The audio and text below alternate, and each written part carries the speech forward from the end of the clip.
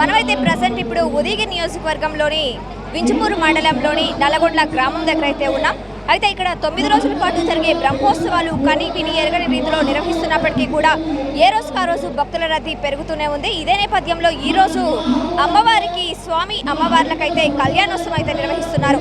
అయితే నిన్న గజోత్సవం ఇలా రోజుకొక ఉత్సవం లెక్కన రోజుకొక ప్రత్యేకమైన పూజా కార్యక్రమాలతో 9 రోజుల పాటు కూడా నిర్వహిస్తారు. ఇదే నేపథ్యంలో ఈరోజు 6వ రోజు స్వామివారి కళ్యాణ మహోత్సవాన్ని కని విని ఎరగని రీతిలో అయితే నిర్వహిస్తున్నారు. అయితే భక్తులు కూడా దీన్ని చూసేందుకు చుట్టుపక్కల గ్రామాల ప్రజలు అయితే ఏంటి, ఈ నల్లగొండ్ల గ్రామ ప్రజలు అయితే ఏంటి, ఒక అధిక సంఖ్యలో ఇక్కడ విచ్చేసినటువంటి పరిస్థితి అయితే ఉంది. అయితే ఎక్కడ చూసినా కూడా భక్తులతో కోలాహల వాతావరణమే ఉందనే చెప్పుకోవచ్చు. అయితే ఎటు చూసినా కూడా భక్తజనంతో అశేష భక్తజనంతో విశేషంగా ఉన్నట్టుగా అయితే ఎక్కడెక్కడ ప్రజలు మొత్తం ఇక్కడే విచ్చేసి స్వామి అమ్మవారి కళ్యాణాన్ని తిలకించేందుకైతే ఒక పెద్ద ఎత్తున ఇక్కడికైతే విచ్చేయడం జరిగింది. అయితే ఈరోజు కళ్యాణం అయితే నిర్వహిస్తున్నారు. కళ్యాణానికి ముందు 4 రోజుల పాటు కూడా అన్ని కార్యక్రమాలను అయితే నిర్వహించారు. ఈ రోజు కళ్యాణోత్సవానికి అయితే పెద్ద సంఖ్యలో భక్తులు అయితే విచ్చేసినటువంటి పరిస్థితి. అయితే ఎటు చూసినా కూడా భక్తజనంతో అయితే నిండిపోయి ఉంది. వచ్చిన భక్తుల సౌకర్యార్థం ఎటువంటి ఇబ్బంది లేకుండా వచ్చిన వాళ్ళకి కూలర్లు అయితే ఏంటి, ఫ్యాన్లు అయితే ఏంటి, ఎక్కడికక్కడ ఏర్పాట్లను అయితే కని విని ఎరగని రీతిలో చేశారనే చెప్పొచ్చు. అయితే ఎప్పటికప్పుడు కూల్ డ్రింక్స్ కానుంచాలి అన్నీ కూడా ప్రజలకి మజ్జిగ అయితే ఏంటి అన్నీ ఎప్పటికప్పుడు ఎవరైతే భక్తులు కూర్చొని ఉన్నారో వాళ్ళందరికీ అన్నీ కూడా ఏర్పాటు చేస్తున్నటువంటి పరిస్థితి. అయితే పిల్లల దగ్గర నుంచి పెద్దల వరకు కూడా ఎంతో ఆనందోత్సవ నడుమల మధ్య ఇక్కడైతే అందరూ అటు ఇటు తిరుగుతూ కోలాహల వాతావరణం అయితే ఉంది.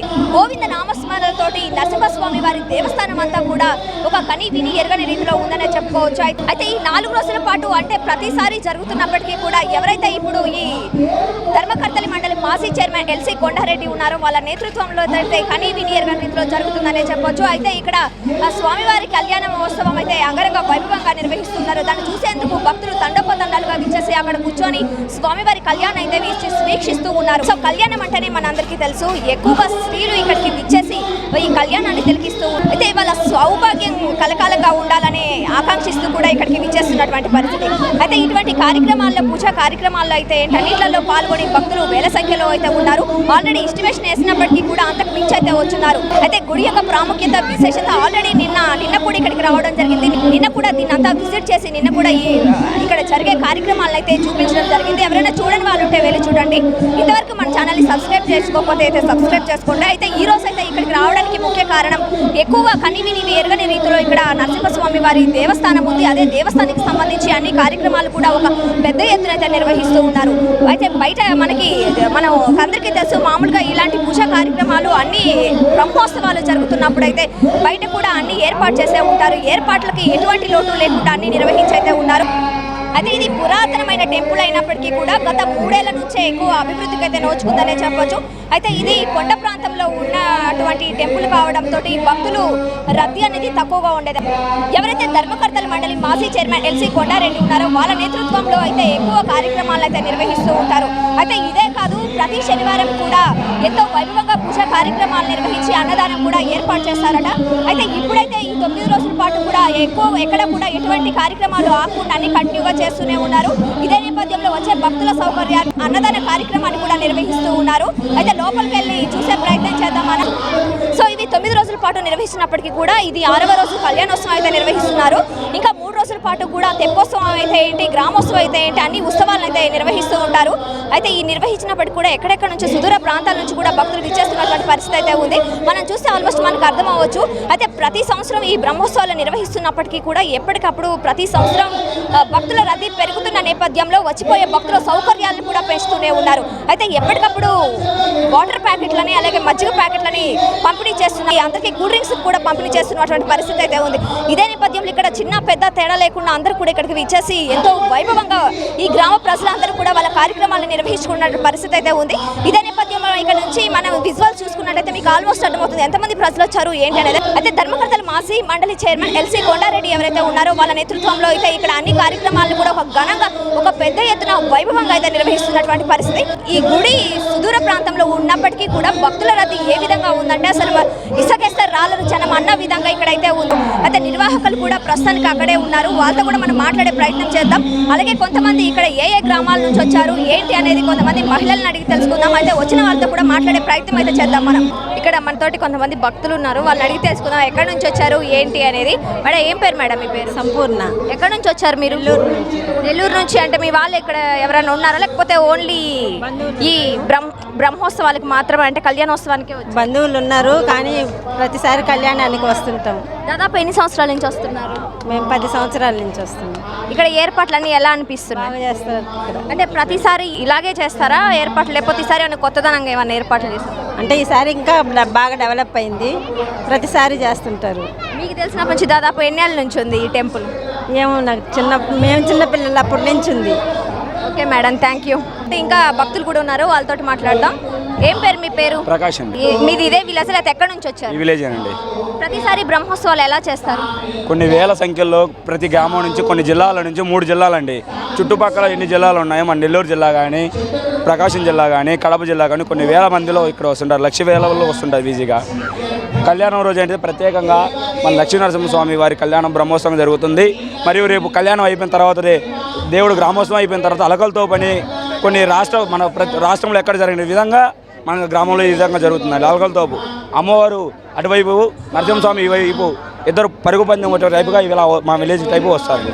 ఇప్పుడు అమ్మవారిని ప్రతిరోజు గ్రామోత్సవాలు జరుగుతూ ఉంటాయా ఈ 9 రోజులు? ఈ 9 రోజులు ప్రతిరోజు గ్రామోత్సవం జరుగుతూనే ఉంటుందండి. దాదాపు ఎంత సంఖ్యలో ఎక్కువ ప్రతిసారి ఇలాగే జరుగుతుందా లేకపోతే ఏదైనా కార్యక్రమాలు ఏమైనా పెంచారా? ప్రతి సంవత్సరం ఇలా జరుగుతాయి, కాకపోతే ప్రతి సంవత్సరం భక్తులు ఇంక్రీజ్ అవుతూ ఉంటారండి.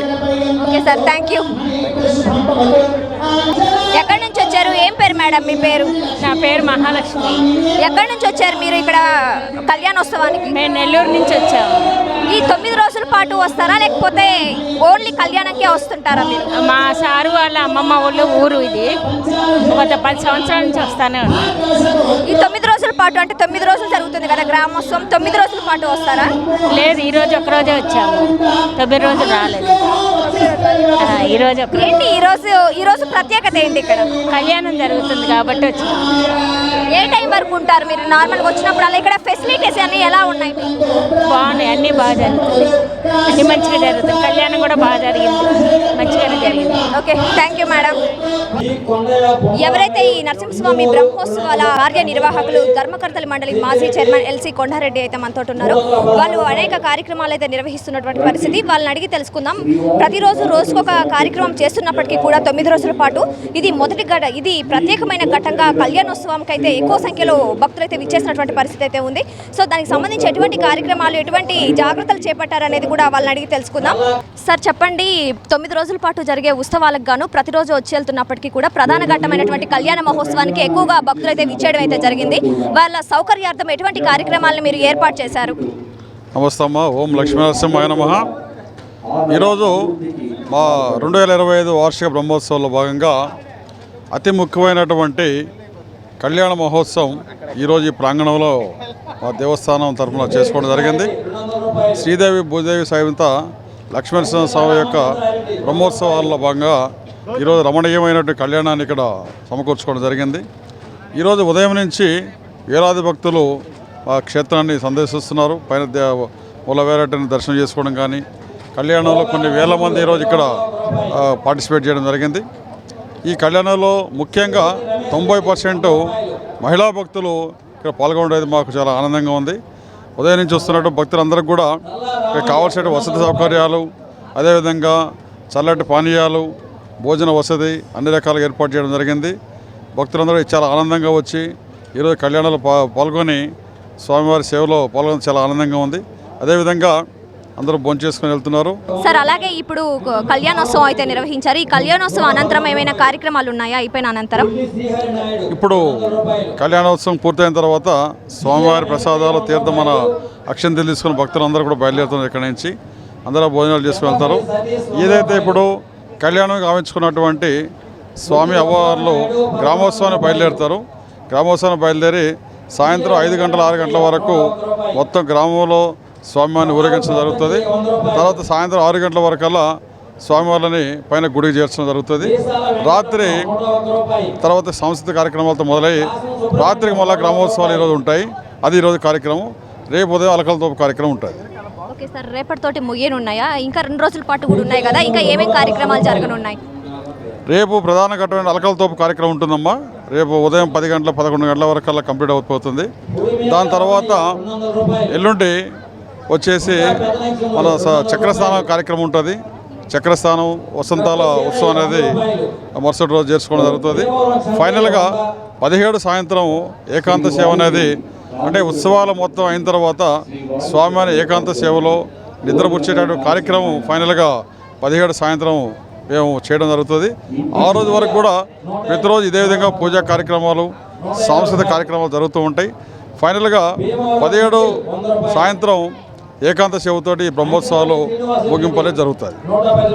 సార్, అలాగే మీ నేతృత్వంలో ఈ కళ్యాణోత్సవం అయితే ఏంటి, అన్ని కార్యక్రమాలు కూడా భక్తులు వచ్చిపోయే వాళ్ళ సౌకర్యార్థం కూడా అన్ని ఏర్పాటు చేశారు. ఇంతమంది భక్తులు రావడం, ఇంత ఘనంగా ఇక్కడ కార్యక్రమాలు అన్నీ జరగడం మీకు ఎలా అనిపిస్తుంది సార్, మీ నేతృత్వంలో ఇలా జరగడం? చాలా ఆనందంగా అమ్మా. ఏదైతే మేము అనుకున్నటువంటి లక్ష్యాన్ని మేము చేరామని అనుకుంటున్నాం. మొదటి రోజు నుంచి కూడా ఈరోజు వరకు కూడా ప్రతిరోజు మినిమం 5,000 నుంచి 15,000-20,000 మంది భక్తులు ఇక్కడికి మా క్షేత్రాన్ని సందర్శిస్తున్నారు. వారికి కావాల్సిన ప్రతి ఒక్క వసతి సౌకర్యం, భోజన సౌకర్యం మేము కల్పిస్తున్నాం. తీర్థ ప్రసాదాలు సమకూరుస్తున్నాం. అంటే మా లక్ష్యం ఒకటే, ఏదైతే క్షేత్రం ఉందో కనీసం ఈ ఉత్సవాలప్పుడు 25,000 వరకు భక్తుల్ని సంఖ్య తీసుకెళ్ళి మా ఆలోచన. సో ఆ టార్గెట్ రీచ్ అనే ఆలోచన దానికి దగ్గరే మేము వచ్చామని మేము అనుకుంటున్నాం. సో ఈ కృషి ఇంకా కంటిన్యూ అవుతుంది. దేవస్థాన అభివృద్ధితో పాటుగా ఓన్లీ ఉత్సవాలప్పుడే కాకుండా ప్రతినిత్య విధంగా ఉండే క్షేత్ర కలకల్లావడంగా తీర్చిదిద్దడం మా యొక్క లక్ష్యం. దానికి అనుగుణంగా మేము పనిచేస్తున్నాం. భగవంతుడి కృప వల్ల సక్సెస్ అవుతారని మేము కోరుకుంటున్నాం. సార్, ఇప్పటి వరకు ఓన్లీ బ్రహ్మోత్సవాలప్పుడు మాత్రమే ఈ కార్యక్రమాలు చేస్తాయా? ప్రథమంగా వారంలో ఏదైనా ఒక రోజు ప్రథమ రోజుగా తీసుకొని కార్యక్రమాలు ఏమైనా చేయడం జరుగుతుందా? అంటే ఈ ఉధృతమైనటువంటి పూజా కార్యక్రమాలు కానీ, తర్వాత ఉత్సవాలు, గ్రామోత్సవాలు కానీ, సాంస్కృతిక కార్యక్రమాలు అనేది ప్రత్యేకించి ఈ బ్రహ్మోత్సవాల టైంలో జరుగుతాయి. ఇవి కాక కొన్ని విశిష్టమైన కార్యక్రమాలు కూడా మా దేవస్థానంలో చేస్తాము. అందులో పవిత్రోత్సవాలు కానీ, తర్వాత వరలక్ష్మి వ్రతం, అక్కడి నుంచి వైకుంఠ ఏకాదశి, ముక్కోటి ఏకాదశి కార్యక్రమం కానీ, శివరాత్రి మహోత్సవాలు, ఇట్లా కొన్ని ఉత్సవాలు కూడా చాలా ఘనంగా చేస్తాం. బట్ ప్రధానంగా ఈ బ్రహ్మోత్సవాలు అనేది చాలా తలమానికంగా ఇక్కడ మాత్రమే ప్రత్యేకమైనటువంటి ఈ ఉత్సవాలు. అంటే ఈ విద్యుత్ దీప అలంకరణతోటి, వేద మంత్రాలతోటి, తిరుమల ఆచార్యుల ఆధ్వర్యంలో పూజలతో పాటుగా ఈ విధంగా బ్రహ్మోత్సవాలు అనేది చాలా ప్రత్యేకంగా చేసుకోవడం జరుగుతుంది. మరీ ప్రత్యేకించి నేను చెప్పినట్టుగా రేపు చేయబట్టి అలకలతోపు అనేది ఎక్కడ ఇటువంటి ఉత్సవం ఎక్కడ ఉండదు. కేవలం మా దగ్గర మాత్రం ప్రత్యేకత. అది రేపు ఉదయం జరగబోతుంది. సో మీ CMD న్యూస్ వారికి ఆహ్వానిస్తున్నాం. వచ్చి రేపు అలకలతో కార్యక్రమాన్ని మీరు కూడా రికార్డ్ చేసి భక్తులకి మీరు ప్రసారం చేస్తే చాలా ఆనందంగా ఉంటుందని మేము కోరుకుంటున్నాం. Okay sir, thank you sir. ధన్యవాదాలు.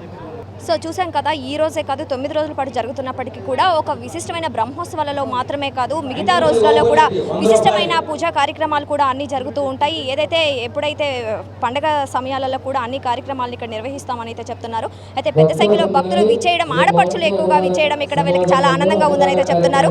అయితే ఇప్పటికే భక్తుల సౌకర్యార్థం అన్ని ఏర్పాటు చేసినప్పటికీ కూడా ఇంకా పెంచి, ఇంకా ముందు కార్యక్రమాలను పెంచే అవకాశం ఉంది. ఇంకా భక్తులను కూడా పెంచే విధంగా కృషి చేస్తామని అయితే చెప్తున్నారు. కెమెరామెన్ వేణుతోటి దివ్య, CMD న్యూస్, వింజమూరు మండలం, నల్గొండ గ్రామం నుంచి.